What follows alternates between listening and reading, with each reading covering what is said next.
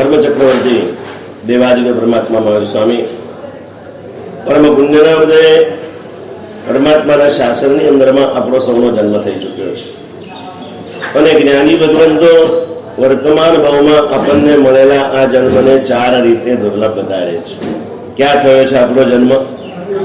આર્ય દેશમાં, આર્ય કુળમાં, જૈન કુળમાં મનુષ્ય તરીકે જ્યારે આપણે જન્મ પ્રાપ્ત કરી ચૂક્યા છીએ ત્યારે આપણને સમજાવે છે કે ભાગ્યશાળીઓ, ચાર ગતિના સંસારમાં આના કરતા શ્રેષ્ઠ બીજો કોઈ જન્મ નથી.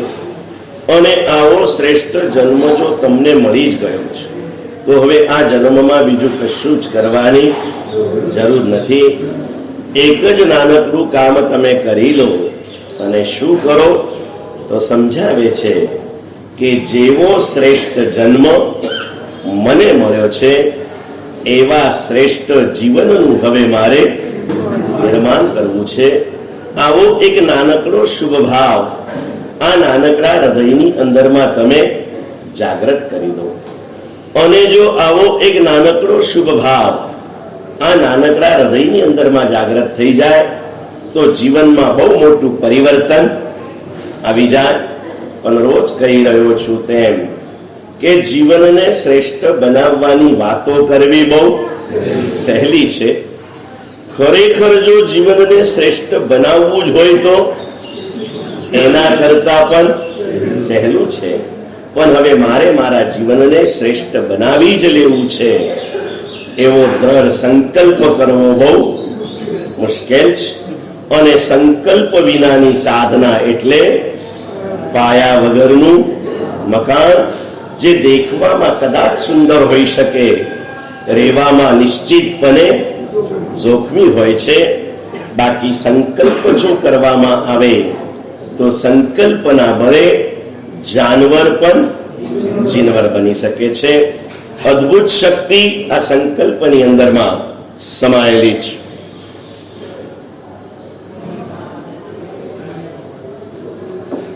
અને સંકલ્પ અને વિકલ્પની વાતો આપણે બે એક વાર કરી ગયા.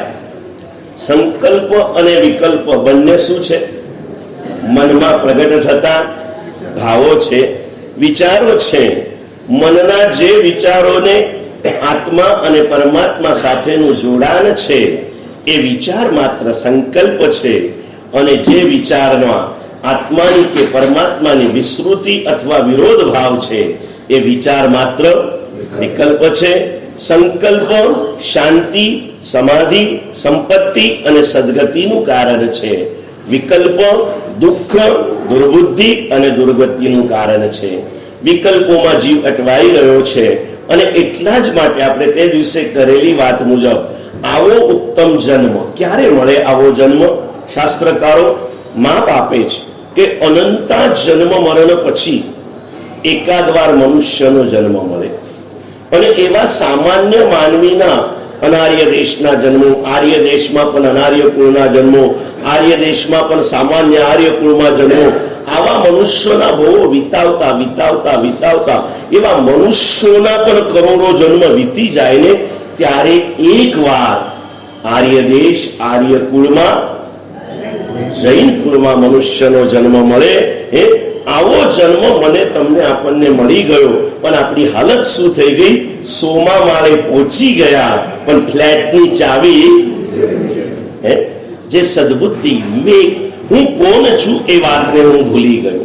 અને બહુ મજાની ઘટના, યોગશાસ્ત્ર ગ્રંથ ક્યારેક વાંચન કરો. હું તમને જે નામો આપું જીતુભાઈ, અને તમને ખરેખર કહું, વર્તમાન કાળના માનવ પાસે સૌથી વધારે કોઈ મૂડી હોય તો સમયની છે. આપણા બાપ દાદા પાસે આટલો ફ્રી ટાઈમ હતો જ નહીં. આજે તમારી પાસે ભરપૂર ટાઈમ છે, પણ સમયને વાપરવા માટેની જે કળા જોઈએ ને એ તમારી પાસે નથી. બનેલી બહુ મજાની ઘટના આવે. બ્રિટિશના સમયગાળાની અંદરમાં રેલવે લાઈન નાખવાના કામ ચાલતા હતા. વચ્ચે એક ખેતર પાસે કામ ચાલુ હતું.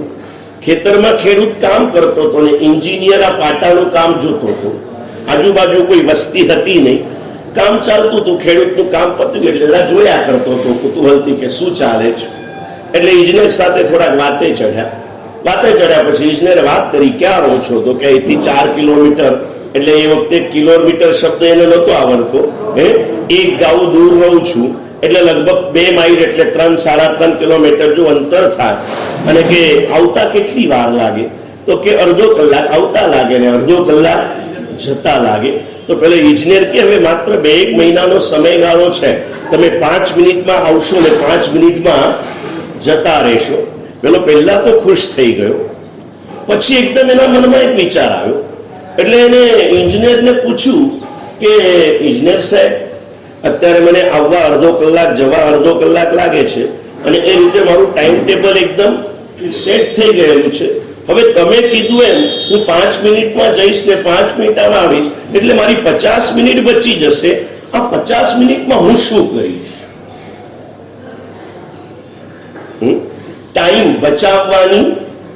ટાઈમ બચાવવા માટેના સાધનો વિજ્ઞાને આપ્યા છે, પણ ટાઈમનો સદુપયોગ કરવાનું જ્ઞાન વિજ્ઞાન પાસે નથી.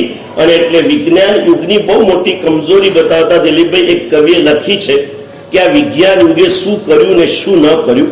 બહુ મજાના પદો લખ્યા હાર્દિકભાઈ કે विज्ञान युग के मानव ने कला हासिल कर ली आकाश में उड़ने की और पानी पर चलने की. विज्ञान युग के मानव ने कला हासिल कर ली आकाश में उड़ने की और पानी पर चलने की, मगर कला हासिल न की जीवन में जीने की. એને બધું જ કરતા આવડ્યું, વિમાનો ઉડાડતા આવડ્યા ને નાવડીઓ ચલાવતા આવડી, પણ એને જિંદગી જીવતા નાવડી બનેલી ઘટના એક ફોરેનર્સ ગેટવે ઓફ ઇન્ડિયા પર આવ્યો અને શિપિંગ કરવા માટે બેઠો. એકલો અટુલો હતો. એક હોડી બારે કરી અને નીકળ્યો. પેલા નાવિક તો રોજનો જતો આવતો, એને ચાલુ કર્યું ધીમે ધીમે ધીમે ધીમે, જ્યાં સુધી નજીક હોય ને એટલે આજુબાજુ બધું દેખાય. એ સૌંદર્યને નિહાળતો નિહાળતો આગળ વધ્યો. હવે કિનારાથી બહુ દૂર નાવડું ગયું. હવે કાંઈ દેખાતું, નાનકડા ટપકાઓ દેખાય. હવે શું જોવાનું હોય? ચારે બાજુ પાણી સિવાય કંઈ ન દેખાય. એટલે ટાઈમપાસ કરવા માટે વાતો કરવાનો વિચાર કર્યો. એટલે એને પહેલા વાતો, હવે નાવિક સિવાય એકલો નાવિક અને પોતે ત્રીજો કોઈ છે જ નહીં. એને નાવિકને પ્રશ્ન કર્યો કે આર યુ નો હિસ્ટ્રી, તું કઈ ઇતિહાસ જાણે છે? તો પેલો કે ના ભાઈ, મને કાંઈ ઇતિહાસની ખબર નથી. મને ઇતિહાસ એટલો જ ખબર છે, મારા બાપા, એના બાપા, એના બાપા, એના બાપા બધા જ માછીમાર હતા, માછલા પકડતા હતા અને નાવડી. આના સિવાય મને કોઈ ઇતિહાસ ખબર નથી. મને ઇતિહાસ ખબર નથી. પેલો કે તને ઇતિહાસ ખબર નથી? તારી 25% જિંદગી પાણીમાં ગઈ. પેલો તો કઈ નહીં, ચાલતો રહ્યો. 10-15 મિનિટ પસાર થઈ અને થયેલો બીજું કંઈક પૂછ્યું. એટલે આને પૂછ્યું કે ભાઈ, આર યુ નો જોગ્રાફી, તું કઈ ભૂગોળ જાણે છે? એ કે ના ભાઈ, મને એટલી જ ખબર છે કે આમ જેટલું જેટલું અંદર જઈએ ને એટલે પાણી વધતું જાય, અને આમ જેટલું જેટલું જઈએ કિનારો નજીક આવતો જાય. આનાથી વધારે ભૂગોળ મને કાંઈ ખબર. એટલે તને ભૂગોળ બી ખબર નથી, તારી 50% જિંદગી પાણીમાં ગઈ. થોડી વાર થઈ અને પાછો કંટાળો આવ્યો. એ કે આર યુ નો સાયન્સ, તું કઈ વિજ્ઞાન જાણે છે? તો કે ના, મને બીજી કાંઈ ખબર નથી. મને એટલી જ ખબર છે, નાવડું આ દિશામાં લઈ જવાનું હોય તો હલેસું આ દિશામાં મારવું પડે. નાવડું આ દિશામાં લઈ જવાનું હોય તો હલેસું આ દિશામાં મારવું પડે. આટલું જ વિજ્ઞાન મને ખબર છે. પેલો કે તારી 75% જિંદગી પાણીમાં ગઈ. પાણીમાં ગઈ. થોડાક આગળ વધ્યા ને પવન ફૂંકાવા માંડ્યો. નાવડું આલમ ડોલમ થવા માંડ્યું. પેલા બહુ કંટ્રોલ કર્યો, પણ એને ખ્યાલ આવ્યો કે હવે કંટ્રોલ આઉટ ઓફ કંટ્રોલ છે.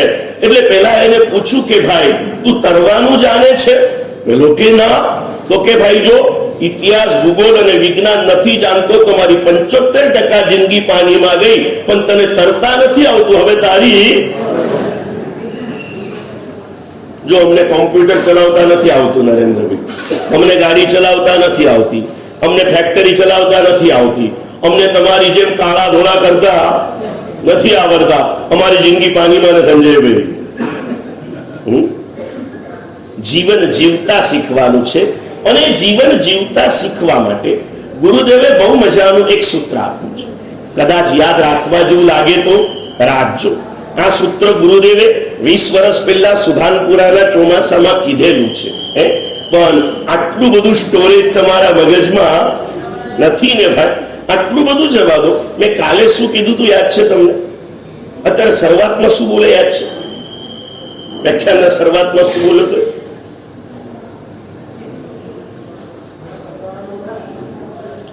ઘણી વાર એવું કહે હાર્દિકભાઈ, મોબાઈલ ઉપર એવી કોઈ સાથે વાત થઈ હોય ને, એટલે રેકોર્ડ કરવાની જરૂર હોય તો રેકોર્ડ કરવા મૂકેલી હોય, પછી ફોન પત્યા પછી રેકોર્ડ ખોલવા જઈએ ને કંઈ આવે જ નહીં. પછી આપણને તો કઈ ખબર ના પડે, એટલે આ નવા લોકોને પૂછીએ એટલે એ ચેક કરે કે મારા સાહેબ એની રેકોર્ડ સિસ્ટમ છે ને એમાં થોડો ફોલ્ટ આવ્યો છે, જેમ શબ્દો જાય ને તરત ડિલીટ થતા જાય. તમારી બી રેકોર્ડ સ્ટોરેજ સિસ્ટમ શું થઈ ગયેલી છે ભાઈ? ડિસ્ટર્બ છે ને, તમારી ડિસ્ટર્બ થઈ ગઈ છે. એની અંદરમાં વાયરસ સેવ થઈ જાય છે, પણ સારું કશું રહેતું નથી. બહુ મજાની વાત. જીવનનું નિર્માણ કરવું છે. બહુ મજાના શબ્દો ગુરુદેવે કીધા હતા કે જીવન નિર્માતાનું સ્મરણ કરો તો જીવનનું નિર્માણ થઈ શકે. પૂર્વમાં જેમને જેમને પોતાના જીવનના નિર્માણ કર્યા છે ને એમના ચરિત્રોનું શ્રવણ કરો તો તમારું જીવન જીવતર બને. તમારું જીવન શું બને? જીવવા લાયક બને. એટલે પૂર્વના મહાપુરુષોના જીવન ચરિત્રો સાંભળ્યા કરો. હવે વચ્ચે નહીં આવતા, બરાબર? બિલકુલ આવતા નહીં.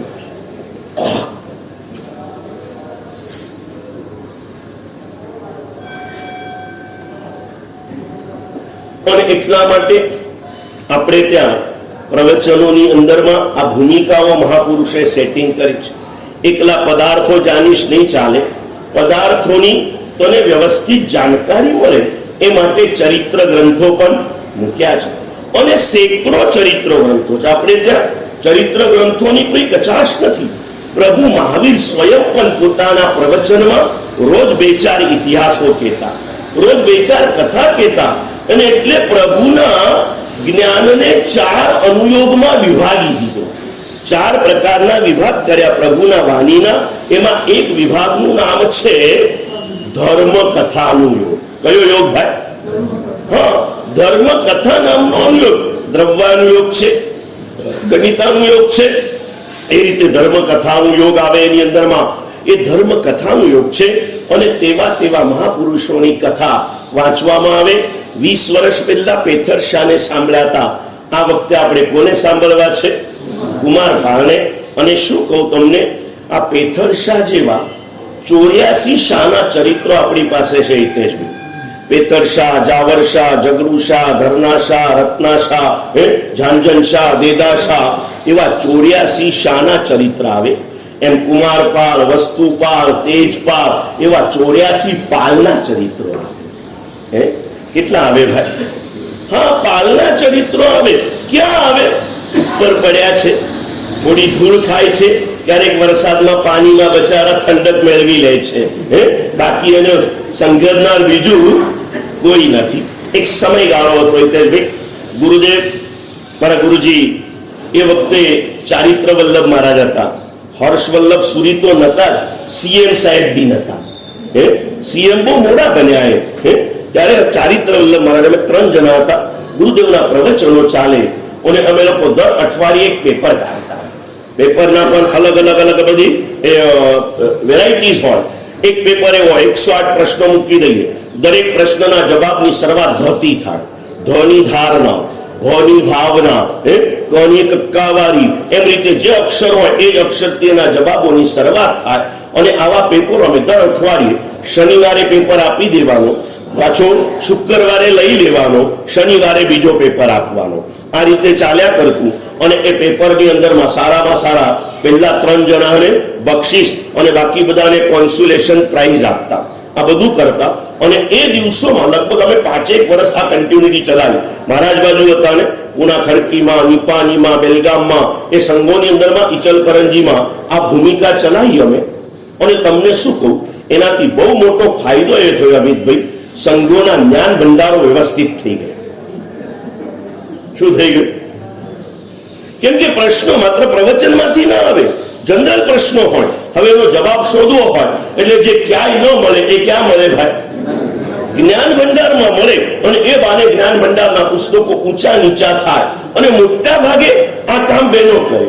ભાઈઓ તો પૂર્વ ભાવના અભ્યાસુ છે અને ઘણા પૂછે કે મારા સાહેબ આ ભાઈઓ કેમ ભણતા નથી, ભણતા કેમ નથી? એટલે થોડો ઘણો વધારે ભણેલા શ્રાવકને મેં પૂછ્યું કે ભાઈ તમે આમ અભ્યાસમાં એટલા આળસુ કેમ છો? કે સાહેબ તમારી કૃપા. મેં કીધું ખબર ન પડ્યું. કે સાહેબ સાંભળ્યું છે કે અમુક અમુક લક્ષણો જેના જીવનમાં હોય ને એ માણસ દેવગતિમાંથી અહીંયા આવેલો હોય એવું કહી શકાય. તો કે સાહેબ એ લક્ષણોમાં હું લગભગ બેસી જઉં છું. એટલે ક્યાંથી આવ્યો છું? હા. પછી એના જીવતરના અમુક અમુક લક્ષણો એ બતાવે કે મરીને પાછો ક્યાં જવાનો છું? દેવગતિમાં. અને મને ખબર છે દેવગતિમાં જન્મ્યા ત્યારથી માંડીને મરીએ ત્યાં સુધી અવધિ જ્ઞાન તો એટલે કે સાહેબ ગયા ભાવમાં અવધિ જ્ઞાન મારી પાસે હતું, આવતા ભાવે પાછું મરી જ જવાનું છે. અત્યારે વેકેશન ચાલે છે. શું ચાલે છે ભાઈ? વેકેશન ચાલે છે ને. 5 પ્રતિક્રમણના સૂત્ર આવડે દિનેશભાઈ? સાહેબ આવું બધું જાહેરમાં ના પૂછો. આ જાહેર નથી. કાલે પરમ દિવસે મને દિલીપભાઈ ફોન ઉપર કે સાહેબ તમે બધું જાહેરમાં બોલી દો છો એટલે તમને કઈ પૂછતા ડર લાગે છે. પણ કહું દિલીપભાઈ ને આ જાહેર ક્યાં છે? આપણું ઘર છે ને ભાઈ, ઘર કી બાત. હા ઘર મેં સમજ્યા કે નહીં. અને લગભગ કહું તો સારી વાતો જ કહું છું, કોઈની નબળી વાતો જાહેરમાં બોલતા નથી. અને સારી વાતો કહેવાથી કોકને પ્રોત્સાહન મળે, કોકને એવા ભાવ જાગેલા હું પણ આવું કંઈક કરું. અને ખરેખર કહું જો પૂજ્ય રત્ન સુંદર મહારાજ જેવી કલા કે માં સરસ્વતીનું વરદાન મને મળે ને તો મારે વહા વડોદરા વહા ન લખવું પડે, સુભાનપુરાનું જ એક આખું બુક લખી શકું ને. એટલા રત્નો સુભાનપુરા સંઘમાં બેઠા છે. એટલા રત્નો મારી પાસે વરદાન નથી, લખવું કઈ ખાવાના ખેલ નથી. એ વરદાન ક્વચિત કોકને મળે છે, એ વરદાન એમની પાસે. બાકી મારે આખા વડોદરામાં ફરવાની જરૂર નથી. સુભાનપુરા સંઘમાં જ આખું પુસ્તક લખાઈ જાય ને. અને કોને કોને કરું? હું અહીંથી શરૂઆત કરું ને નરેન્દ્રભાઈ ઉપર હું એક પ્રકરણ લખી શકું, અશ્વિનભાઈ ઉપર લખી શકું, પ્રવીણભાઈ ઉપર લખી શકું. આ પ્રવીણભાઈ બેઠા તમને કહું અત્યારે પુષ્યવાળા જે તપમાં જોડાયા છે નથી જોડાયા ને પેલો ના પાડે મારા ત્યાં આમ છે તેમ છે. પરમ દિવસની જ વાત છે, રાતના બેઠા હતા પુષ્યવાળા, પેલો હાર્દિક બી બેઠો હતો કે યાર ના થાય ના થાય, પેલા બીજો કે ના થાય ના થાય. ત્યારે ભાવેશભાઈ કે પ્રવીણભાઈને યાદ કર, આપણા પુષ્યના સૌથી જૂના આરાધક છે, આ ઉંમરે એ કરે છે. હવે બોલો એના ઉપર એક પ્રકરણ લખાય કે ના લખાય? લખાય કે ના લખાય? લખાય. દરેક ઉપર કંઈક ને કંઈક લખી શકાય એવું છે. એક વસ્તુ ન કરવાથી કઈ નબળો નથી થઈ જતો. કેવી કેવી સુંદર મજાની ઘટનાઓ આવે.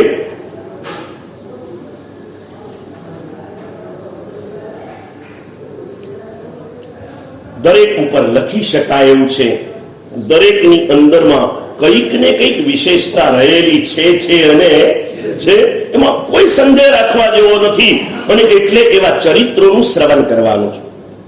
અને એવા સેંકડો ચરિત્રોની અંદરમાં કુમારપાળ મહારાજાનું ચરિત્ર આવે. ખબર નથી કયા કારણે એને વધારે ઇમ્પોર્ટન્સ ન અપાયું.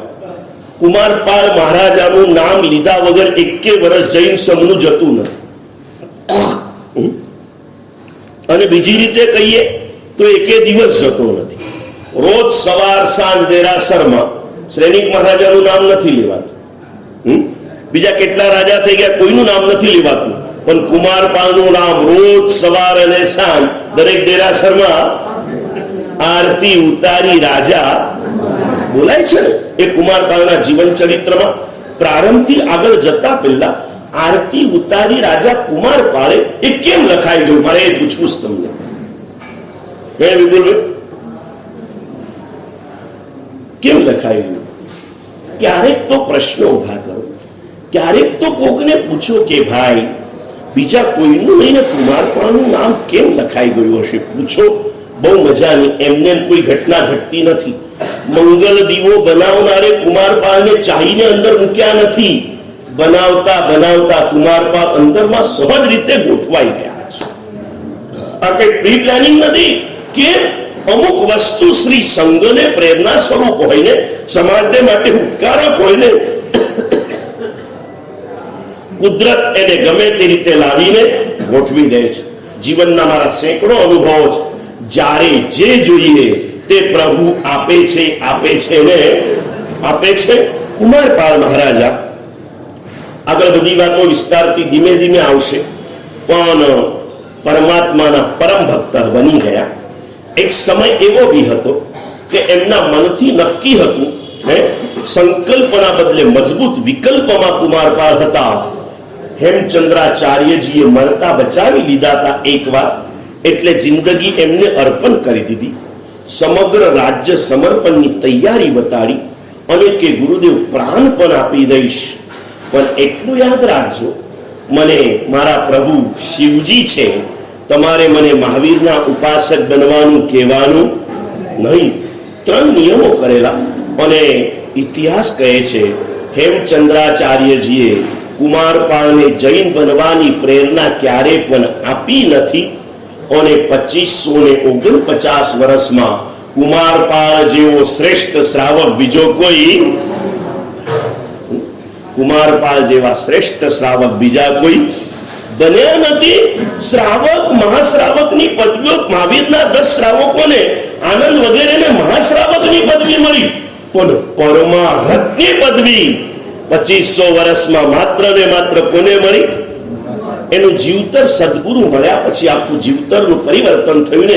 એ ભૂમિકામાં જતા પહેલા માત્ર કુમારપાળ આરતી ઉતારી રાજા કુમારપાળે, અમે ભાઈ સૌથી વધારે તમે ગાવા ચીજ, બરાબર છે ને? પૂજા પૂજનોમાં જાઓ, ગાવાનો અવસર આવે, કોઈ દિવસ વિચાર્યું ખરું? હું ઘણી વાર બહેનો બી બધી પૂજાઓ બનાવે ને, રાગથી બનાવે પણ ભાવથી ન બનાવે. ભાવથી બનાવે ને તો એનામાં રહેલા તથ્યો ઉજાગર થયા વગર રહે નહીં, પણ રાગથી જ બનાવે. અને રાગમાં પણ સારામાં સારો રાગ કોનો ખબર? દિલીપભાઈ, હજી બરોડાના મંડળોની મને નથી ખબર, અમે જ્યાં ગયા હોય ને, ગઈકાલે જે પિક્ચર રિલીઝ થઈ ગયું હોય અને એના ગીતનો રાગ નવી પૂજામાં પેસી ગયો હોય તો હો શું કમાલ કરી દેતો યાર. એનો રાગ ધર્મમાં એક સમય, હું ઘણી વખત કહું ભાઈ, એક સમય એવો હતો પિક્ચરના ગીતોમાં ધર્મ હતો. સમય પરિવર્તિત થઈ ગયો, ધર્મના સ્તવનોમાં પિક્ચરો ઘૂસી ગયા. કેવા મજાના પિક્ચરના ગીતો હતા. અમારા મહારાષ્ટ્રનું એક પિક્ચરનું ગીત તમને કહું, પરમાત્માના સરકાર માટેનું ગીત બન્યું છે. ઉદ્ધવા અજબ તુજે સરકાર. હે ઉદ્ધવ, એ કેશવ, હે પ્રભુ તારી સરકાર અજબ ગજબની છે, આમાં કાંઈ કોઈ કરી નથી શકતું. ઉદ્ધવા અજબ તુજે સરકાર. બહુ મજાના આગળ પદો લખ્યા છે. લબાડ જોડતી ઈવલ્યા માર્યા ગુણવંતાના માત્ર ઝોપડ્યા. લબાડો, દાનચોરો બધા મોટા મોટા બંગલાઓ બાંધે છે અને ગુનીજનો બિચારા ઝોપડાઓમાં રહે છે. પ્રભુ તારી સરકાર, ઉદ્ધવા અજબ તુજે સરકાર. લબાડ જોવટી ઈડિયા માર્યા ગુણવંતાના માત્ર ઝોપડ્યા. આગળના પદો ખૂબ ભાવપૂર્વક સાંભળજો સંજયભાઈ. લખે છે પતિવ્રતે ચાગળ્યાત ધોંડા વેશેલા મનિહાર ઉદ્ધવા અજબ તુજે સરકાર. પતિવ્રતાના ગળાની અંદરમાં પથરાઓ બાંધીને મજૂરી કરવી પડે એવી સ્થિતિમાં તું એને મૂકે, અને પેલી વેશ્યાઓ ગળાની અંદરમાં હીરાના હાર પહેરીને ફરે છે. પ્રભુ તારું સરકાર અજબ ગજબ. કેવા પદો મૂક્યા છે, વિચાર કરતા મૂકી દે એવા મજાના પદો મૂક્યા છે. એના ઊંડાણમાં ઘણું છે. મારે એ કેવું છે, એ સમયના પિક્ચરોમાં, ગીતોમાં ધર્મ હતો. આજે ધર્મના ગીતોમાં, તે દિવસે મેહુલભાઈ એક ગીત ગાતા હતા, મને તો ના ખબર હોય, ગઈકાલનું રિલીઝ થયેલું ગીત, પણ એક ગીત ગાતા ગાતા પછી અચાનક અટકીને પેલા લોકો પાસે ગયા ને, એટલે પેલા છોકરાઓ બી બોલતા શરમાઈ ગયા. એ શરમાઈ ગયા એટલે મને ખ્યાલ આવ્યો કે આ ખાનદાન માણસ છે. કેમ કે એને ખબર છે કે આટલું બધું ફ્રેશ ગીતનું રાગ મારે ઉપાશ્રયમાં બોલાય ના બોલાય ને ભાઈ. કહેવાનો ભાવ એ જ, ભાવ ધારાઓમાં આગળ વધવું જ ચરિત્રોના સર્જન કરવા છે. કુમારપાળ મહારાજા આરતી ઉતારી રાજા. આ ગોઠવાઈ ગયું છે, ગોઠવ્યું નથી. કવિ જે હતા ને એ કઈ મૂળચંદ નામના ભોજક દ્વારા બનેલો મંગળ દીવો છે. મૂળચંદે ભોજક છે અને મૂળ સંગીતની દુનિયાનું વરદાન ભોજક લોકોને હતું. ભોજકોને હતું. મૂળચંદ નામના ભોજકે આ બનાવેલી આરતી જે મંગળ દીવો ગાતા ગાતા કુમારપાળ એકદમ કુદરતી રીતે વચ્ચે આવી ગયા. એનું કારણ જ કુમારપાળ મહારાજા ધર્મના માર્ગમાં જેમ જેમ જેમ જેમ આગળ વધતા ગયા ને એ મજબૂત ન બન્યા, સહજ બન્યા. મજબૂત કોને બનવું પડે? જેને પરવાની ચિંતા હોય એને. સહજ હોય ને એને કાંઈ ના હોય. સહજ રીતે એમના રોમ રોમમાં અનુપરમાણુમાં સમયમાં ઘડી દરેક ઘડીની અંદરમાં પ્રભુ અને પ્રભુનું શાસન ભક્તિ બનાવી ગયું. અને રોજ કુમારપાળ મહારાજા 108 શેઠિયાઓ સાથે સ્નાત્ર પૂજા કરે. રોજ એક પણ દિવસના ખાડા વગર. મારો બી આ વખતે મનોરથ હતો કે 80 દિવસ આપણે રોજ સવારે સામુદાયિક સ્નાત્ર કરાવીએ. પણ મેં કીધું હવે સાંજે પહેલા સંધ્યા ભક્તિમાં દાનો ચાપી લો, પછી આગળ જોઉં. પણ સંધ્યા ભક્તિમાં 10-15 જણા ધીરે ધીરે આવે, એ બી પાછા બુફે નીચે થોડું ખાઈને થોડું મૂકીને.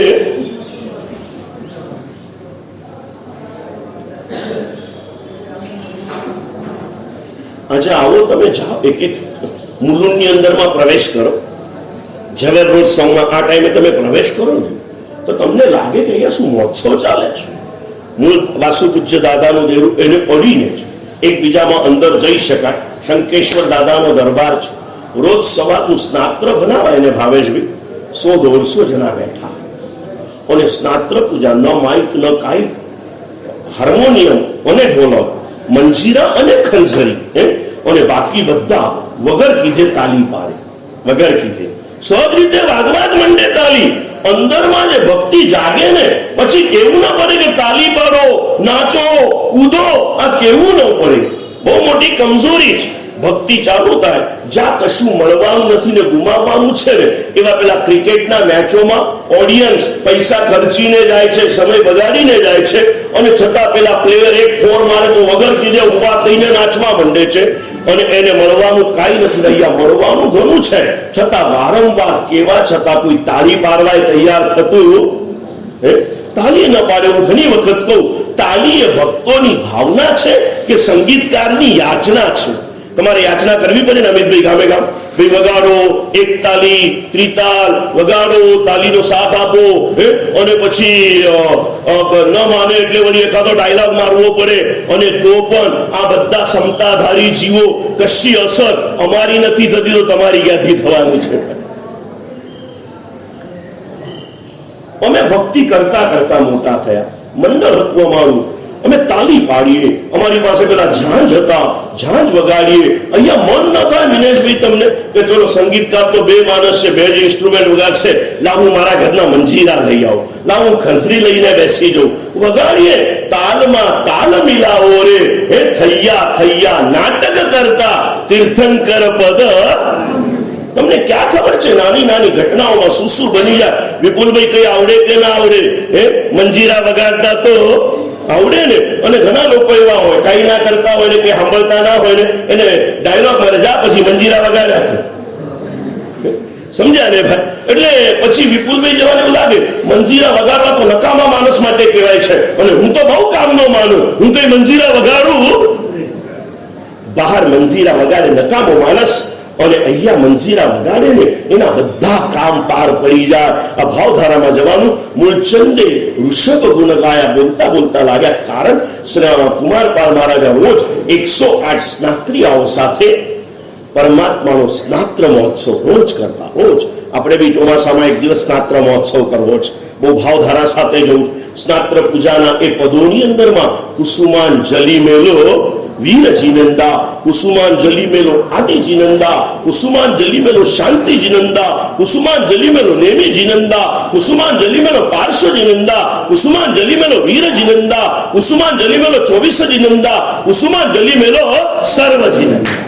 7 પ્રકારની કુસુમાંજલિઓ છે. શું ભાવધારાઓ છે! ક્યારેક ચિંતન કરો, ક્યારેક મનન કરો. હોય દેશ શેના માટે 7 પુષ્પાંજલિ છે, એમાં ક્રમ આ કેમ લીધો છે?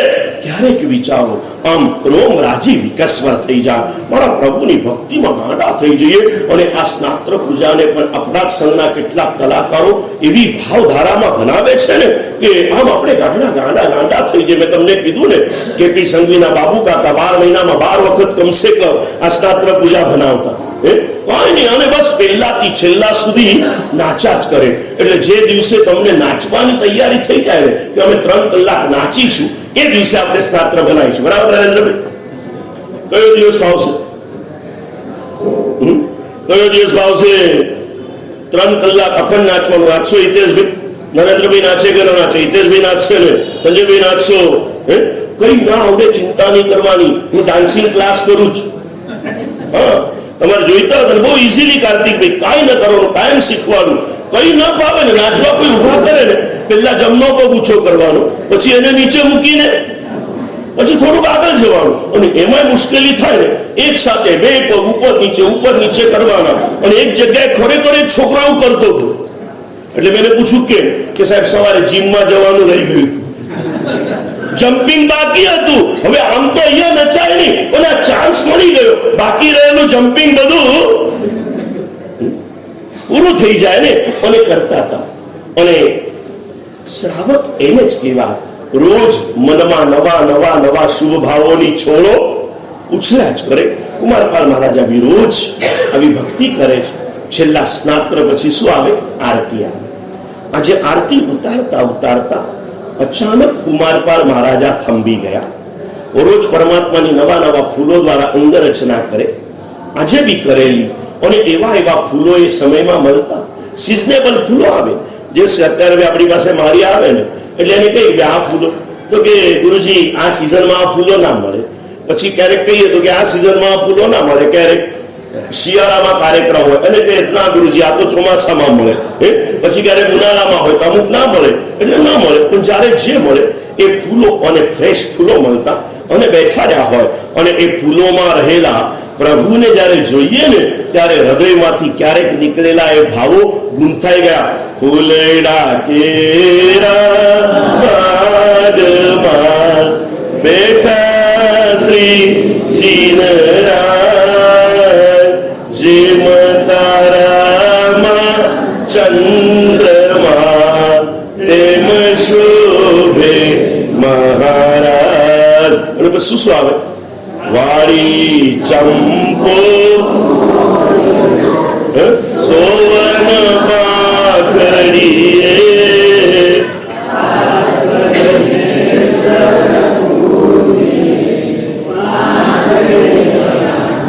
એટલે એક ભાઈ છે ને 5 આંગળીએ ભગવાનની પૂજા કરતા હતા. મેં કીધું ભાઈ કેમ 5 આંગળીએ? કે સાહેબ આ તમે ભણ્યા છો કે નહીં? આમાં લખ્યું છે પાસો જીનેસર પૂજીએ. બરાબર? હવે તમે એક આંગળીએ પૂછતા તો કેટલી ચાલુ કરશો કાનાવાડી?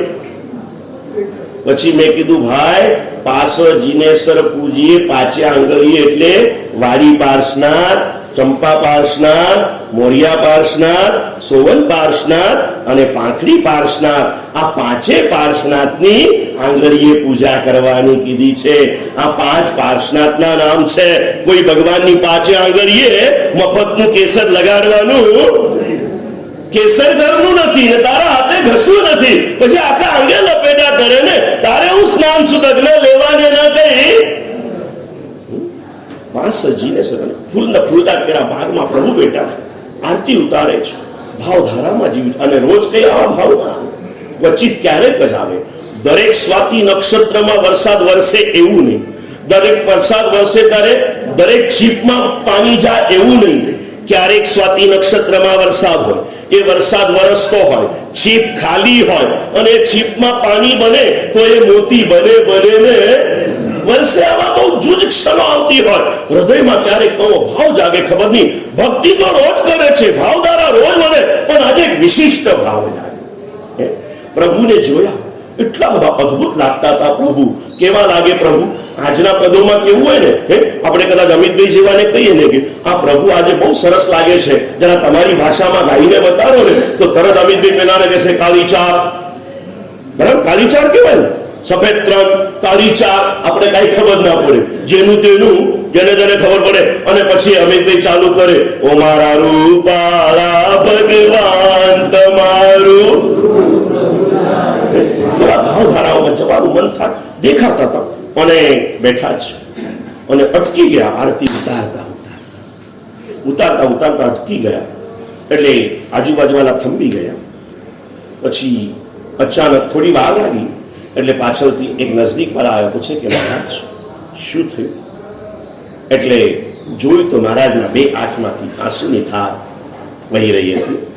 પૂછ્યું મહારાજ, કે બસ એક વિચાર, એક ભાવ હૃદયમાં જાગ્યો છે કે આ એક ઋતુના ફૂલોથી પ્રભુને શણગારું છું તો મારા પ્રભુ આટલા રૂપાળા લાગે છે. એક સાથે 6 ઋતુના પુષ્પોથી જો પ્રભુની પૂજા થાય તો મારા પ્રભુ કેવા લાગે? મનમાં ભાવ જાગ્યો છે. એક સાથે 6 ઋતુના પુષ્પોથી પ્રભુની પૂજા કરું અને આજે પ્રભુ તારી સામે સંકલ્પ કરું છું, જ્યાં સુધી એક સાથે 6 ઋતુના પુષ્પોથી તારી પૂજા ન કરું ત્યાં સુધી મારે આહાર અને પાણી. આ ભાવ જાગ્યો અને એટલા માટે એ આરતી ગીતોની અંદરમાં ગવાય. અને સંકલ્પના બળે જાનવર પર જીનવર બને. કુમારપાલ મહારાજે આરતી પૂરી કરીને પ્રભુની સામે બેઠા. આહાર બંધ, પાણી બંધ, બધું જ બંધ. અને તમને કહું, સાચા સંકલ્પ સાથે બેસો ને, પરમાત્મા પણ 73 કલાકની રાહ નથી જોઈ શકતા. પરમાત્મા પણ 73 કલાકની રાહ નથી જોઈ શકતા. રેકીનભાઈ, 72 કલાક પૂરા થાય, તમે હું નથી કહેતો, હજારો ઇતિહાસ વાંચો. ચક્રવર્તી 6 ખંડ સાધવા માટે નીકળે, 3 ખંડ સાધે વચ્ચે તમિશ્રા ગુફા આવી જાય. ત્યાંથી જવું હોય ને એ 1,96 કરોડની સેના આખી મરી જાય ને તોય દરવાજો ન ખુલે. ત્યાં એને કમ્પલસરી 72 કલાકના ઉપવાસ કરવા પડે. અને પછી ત્યાંનો અધિષ્ઠા એક દેવ પ્રગટ થાય, કૃતમાલ નામના એ દેવ પ્રગટ થાય. એટલે પછી આવે, સેવામાં ઉભા રહે અને પછી એની ભાવના મુજબ દરવાજા ખોલી આપે. કોઈ પણ સાધના 72 કલાકની ટ્રાય કરી જજો હિતેશભાઈ, એકવાર ભલે ધર્મચક્ર થાય કે ન થાય, 72 કલાકના ઉપવાસ તો એકવાર કરી જવો. આપણે ત્યાં 72 ઉપવાસ કરવા વાળા મળે છે. આપણે 72 કલાકના ઉપવાસ કરવાના ભાવ રાખીએ. અને 72માં કલાકનો સમય થયો છે, દેરાસરમાંથી ઉઠ્યા નથી. અને એ મંડપ પાછો પ્રભુનો વિશાળ જીનાલય અને બહારનો રંગમંડપ. એ રંગમંડપનું નામ હતું ધુલેવા મંડપ. ધુલેવા મંડપમાં જગ અજવાળા. એ ધુલેવા મંડપ હતો. એ ધુલેવા મંડપમાં બેઠા હતા અને હજી 73મો કલાકની શરૂઆત થાય ને બગીચાનો માળી દોડતો આવે, મહારાજ ઘણી ગમ્મા, ઘણી ગમ્મા, ઘણી ગમ્મા, માળીની રોમરા જેવી કસર છે. ઉમર પર આંખો ખોલે છે, બોલ બોલ મહારાજ પધારો. તમારા સંકલ્પના બળે આખું ફૂલનું ઉદ્યાન 6 ઋતુના પુષ્પોથી મહેકી ઉઠ્યું છે. મહેકી ઉઠ્યું છે. કુમારપાલ પ્રભુના ચરણોમાં પાગલ થઈ ગયા. પ્રભુ તારી કરુણાનો કોઈ. ઉભા થયા, જાતે ગયા. ફૂલો ચૂંટવા કોને મોકલાય?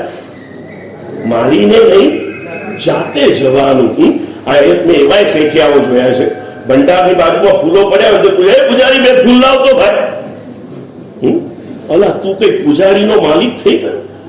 સ્વદ્રવ્યથી લાવે નહીં તો ત્યાંથી તો લે. એક કેસરની વાટકી તારા હાથે ઉપાડ, 2 ફૂલ તારા હાથે લઈ લે. હા કર. કુમારપાલ મહારાજા તૈયાર થઈને ગયા. ગામમાં સમાચાર ફેલાયા છે, જાણે મેળો થઈ ગયો ઉદ્યાનની અંદરમાં.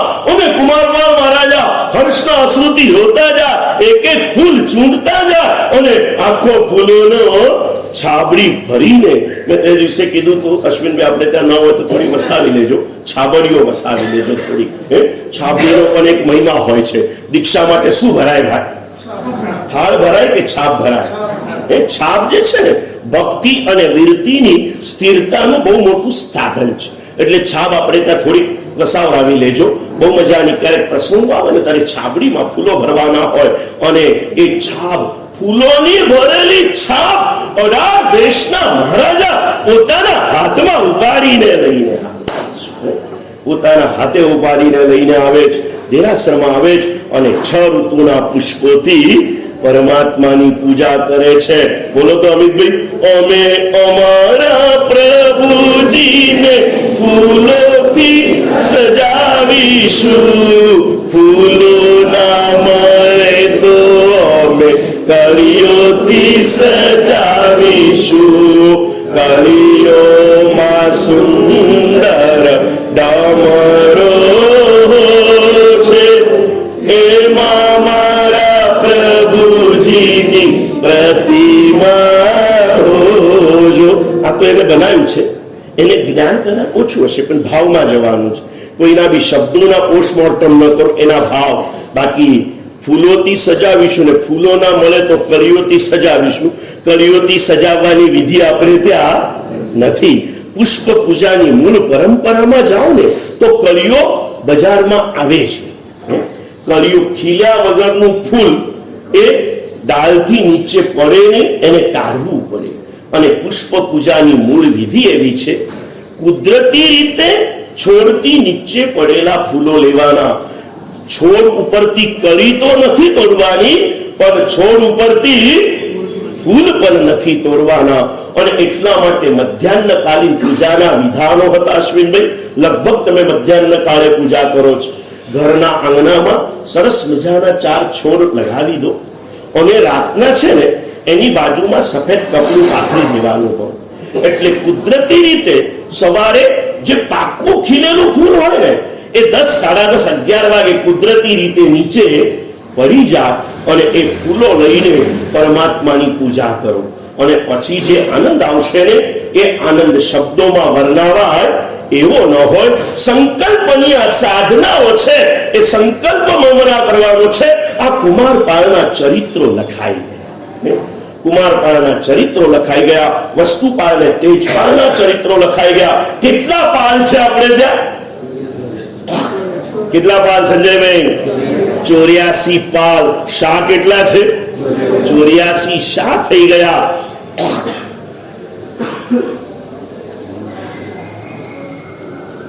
કંઈક ને કંઈક આવા મહાપુરુષોના જીવન ચરિત્ર તરફ કદમ કરજો. અને આવા મહાપુરુષોના જીવન ચરિત્રો સાંભળવા માટે શા માટે લખાયા, શા માટે સાંભળવાના, એના માટેની મજાની વાત આપણે રોજ ભૂમિકામાં વાત કરી રહ્યા છીએ કે 4 ગતિમાં ભટકતો ભટકતો આપણો આત્મા આ ભવમાં આર્યદેશ, આર્યકુળ, જૈનકુળમાં મનુષ્ય તરીકે જન્મી ગયો છે.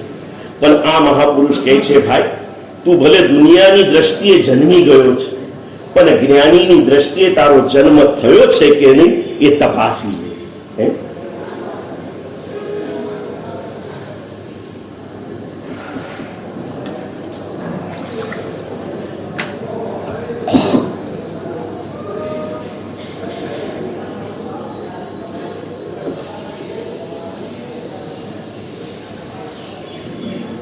અને જન્મેલો કોને કહેવાય એના માટેનો આ શ્લોક મૂક્યો છે. એટલે લગભગ આવા ચરિત્ર ગ્રંથોનું વાંચન કરીએ ને એટલે એના પ્રવચનના માંગલિકમાં ગુરુદેવ આ શ્લોક બોલે. ગુરુદેવની પરંપરામાં આ શ્લોક અમે એમની પાસેથી જે કંઈ છે અમારી પાસે, અમે બાપ કમાઈથી જીવવા વાળા છે. આપ કમાઈ કશી જ નથી, બાપ કમાઈથી જીવીએ છીએ. અને બાપ અમારો એટલો બધો કરોડપતિ છે ને, ઘણીવાર બાપને અમારા ગુરુદેવને એમને કરેલી સાધના, એમને કરેલા પુરુષાર્થ, જ્ઞાન દર્શન ચારિત્રની કરેલી આરાધના અને એની સામે અમે જોઈએ ને તો અમને એમ લાગે છે કે ગુરુદેવ રૂપિયો છે ને તો હજી હું પૈસા સુધી પણ પહોંચ્યો નથી. એટલી અદ્ભુત ગુરુદેવના જીવનની એક વાતો કરું ને તમને કહું, એક આખું ચોમાસું ગુરુદેવનું જીવન ચરિત્ર વાંચી શકું ને એવી એમના જીવનની ઘટનાઓ છે. એવા એક મહાન ગુરુદેવ જેમના હાથે આ શંકેશ્વર દાદામાં પ્રાણ પૂરવાનું સૌભાગ્ય આપણને મળ્યું છે ને એ પણ આપણું એક જબરદસ્ત પુણ્યનો પ્રભાવ છે. એ ગુરુદેવ પાસે આ સાંભળેલું છે, આ બાપ કમાઈ છે. આજે પણ ગુરુદેવ આ ઉંમર 80-81 વર્ષ થયા નરેન્દ્રભાઈ, 62 વર્ષનો દીક્ષા પર્યાય થઈ ગયો અને પગથી માંડીને માથા સુધીના બધા સ્પેર પાર્ટ ડેમેજ છે. અને છતાં ગુરુદેવની આજની સંયમની કાળજી, આજનું પણ સંયમનું લક્ષ્ય, આજે પણ તપ ત્યાગની ભાવના અને ખેવના, આજે પણ આરાધનાની નિયમિતતા જોઈએ ને અને એની સામે અમારી જાતને અમે મૂકીએ ને તો હીરા સામે કોળસા સાબિત થઈએ એટલી કમજોરી હજી છે. પણ કોળસા છીએ, સાવ ગંદવાડની માટી નથી બન્યા કેમ કે અમે અમારી જાતને બહુ નીચા કહીએ ને તો ગુરુની ઇજ્જત જાય. કોની ઇજ્જત જાય ભાઈ? ગુરુએ 40 વર્ષમાં કર્યું શું? ના, કોળસો પણ ચમકદાર બનાવ્યો. ભલે કોળસા બન્યા, પણ કોળસા અમને કેવા બનાયા? કોકને માટે બળી શકે ને એવા કોળસા બનાવ્યા. કોળસા બી બનવું હોય ને તો કોકને માટે બળી શકીએ એવા કોળસા બનવામાં પણ વાંધો નથી, એવા બનાયા. એ ગુરુદેવને આ શ્લોક સાંભળેલો છે કે સ જાતો એન જાતેન ધર્મો યાતિ સમુન્નતિ. ઘણી વાર ગુરુદેવ સાથે અમારે ચર્ચા થાય, ગુરુદેવ આપણે આટલું બધું કરી લીધું છે, અમે લોકો હજી હવે કાંઈ ધ્યાન નથી રાખતા, અમે કેટલું બધું બિંદાસ જીવીએ, આપ શા માટે આટલી કાળજી રાખો? ગુરુદેવ આજે પણ આચાર્ય છે. ગચ્છાધિપતિ પદ જેટલું પુણ્ય અને પ્રભાવ છે સમુદાયમાં. એમ ચર્ચા કે ભાઈ હવે પછી ગચ્છાધિપતિ જગવલ્લભ સુરી મહારાજ થશે. આપણે એવી ભાવના નથી ભાવતા. અમે તો બધાને એક જ કહીએ, અમારા પૂજ્ય રાજેન્દ્ર સુરી મહારાજ એની શતાબ્દી ઉજવવાનું સૌભાગ્ય અમને સૌને મળે. પણ કેવાનો ભાવ છે? એવા પુણ્ય અને એવા પ્રભાવના સ્વામી આ ગુરુદેવ આજે પણ છે ને. હાર્દિકભાઈ ઘણી વાર કપડામાં નાના નાના કાના પડ્યા હોય ને તો જલ્દી કોઈને ખ્યાલ ના આવે ને આમ કાઢીને આમ વારી વારીને મૂકી દે કે બદલી ન નાખે. અને અમે લોકો એક નાનકડું કઈ થયું હોય ને એક કપડો કાઢીને બીજો લઈ લઈએ. જૂની ને જૂની પેન 10-10 વર્ષની ગુરુદેવની જૂની મળે, અમારી પાસે 10 મહિના જૂની પેન ના મળે. અમે ગુરુદેવ કે ગુરુદેવ હવે આપના આટલા બધા ભક્તો આપ સોનાની પેન વાપરો, આપ કેમ આટલી કંજુસાઈ કરો છો? અને એ વખતે ગુરુદેવ જે જવાબ આપે ને અલગ એંગલથી તમને વાત કરું. એક વખત આવું જ થઈ ગયું તો ભાઈ એક કરોડપતિ બાપનો છોકરો, બાપા ખૂબ સાદગીથી જીવે અને છોકરો એકદમ લક્ઝરિયસ લાઈફ જીવે. હવે એક વખત છોકરાનો 23મો બર્થડે હતો એટલે બાપા માટે જરાક સારા કપડાં લઈને આવ્યો સરપ્રાઈઝ ગિફ્ટ તરીકે, અને કે પિતાજી આ મારી બર્થડેની ગિફ્ટ તમને આપું છું. પિતાજીએ લઈ લીધી, કપડાં જોયા, બહુ ભારે લાગ્યા. 500 રૂપિયામાં શરીર ઢંકાય એવા કપડાં મળતા હતા. આ તે દિવસે લગભગ 5000 રૂપિયાના જરિયન બધું કામ વર્ક વગેરે કરેલું કપડાં લઈને આવ્યો. એટલે પિતાજીએ લીધા. દીકરાની ભાવના ન તોડી. એને કીધું કે દીકરા તારી ભાવના છે, હું લઈશ અને હું વાપરીશ. પણ દીકરા 500 રૂપિયાના કપડે બી શરીર ઢંકાય છે, 5000ની ક્યાં જરૂર હતી? એટલે દીકરો કે બાપા મને એ નથી ખબર પડતી કે હું આટલું લક્ઝરિયસ લાઈફ જીવું છું, તમે કેમ દરેક વાતમાં કરકસર કરો છો? એટલે બાપાએ કીધું કે દીકરા તારી વાત એકદમ સાચી છે, હું કરકસર કરું છું એ પણ સાચું છે, અને તું લક્ઝરિયસ જીવે છે ને એ પણ સાચું છે. તો દીકરો કે કારણ શું? કે કારણ બહુ નાનકડું કારણ તને કહું. તારો બાપ છે ને કરોડપતિ છે, મારો બાપ, સમજ્યા તમે? એમ બરોડા વાળા અમુક વાતો બહુ જલ્દી સમજી જાય છે.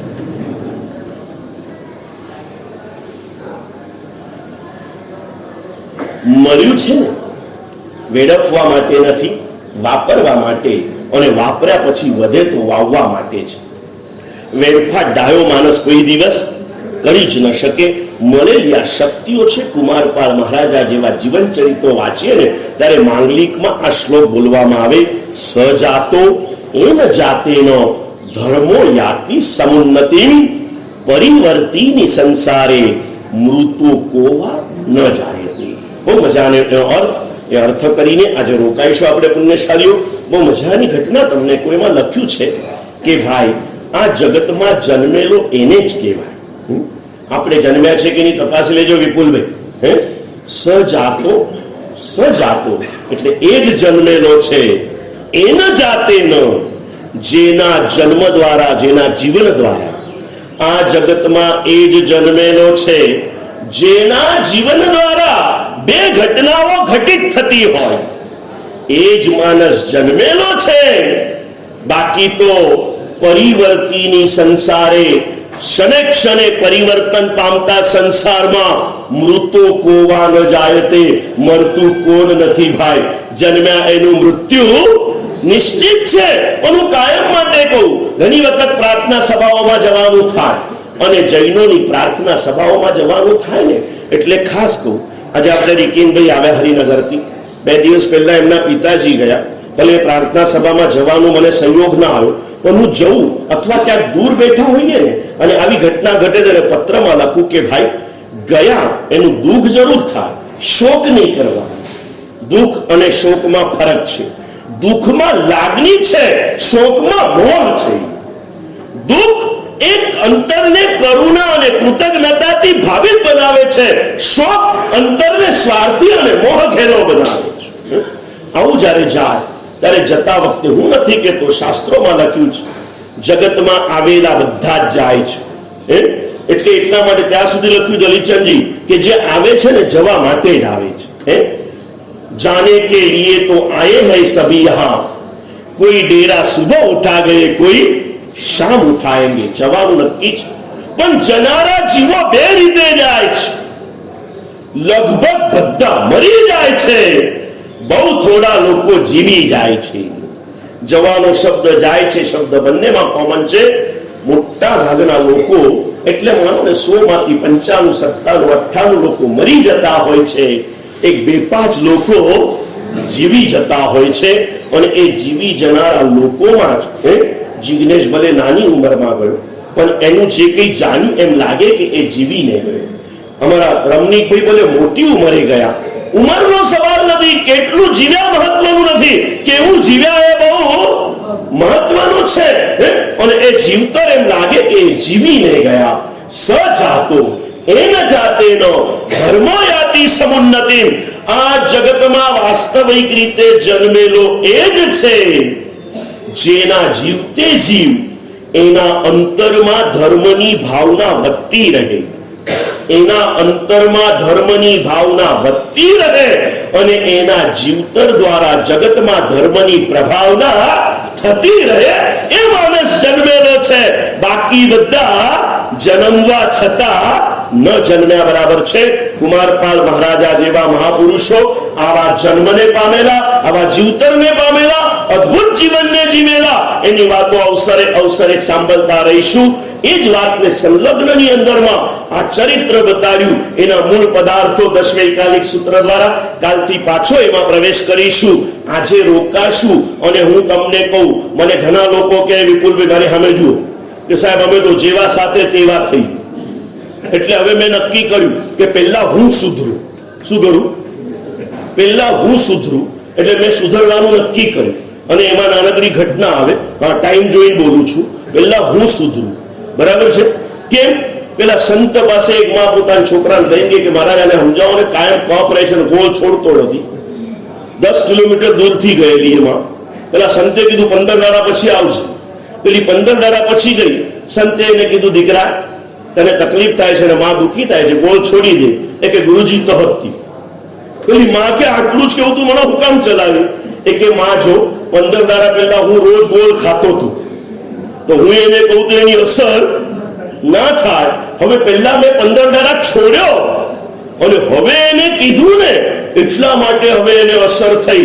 એટલે હું તમને રોજ સમયસર આવવાનું કીધા કરું, પણ તમે ક્યારે આવો? હું સમયસર છોડવાની ટેવ પાડું.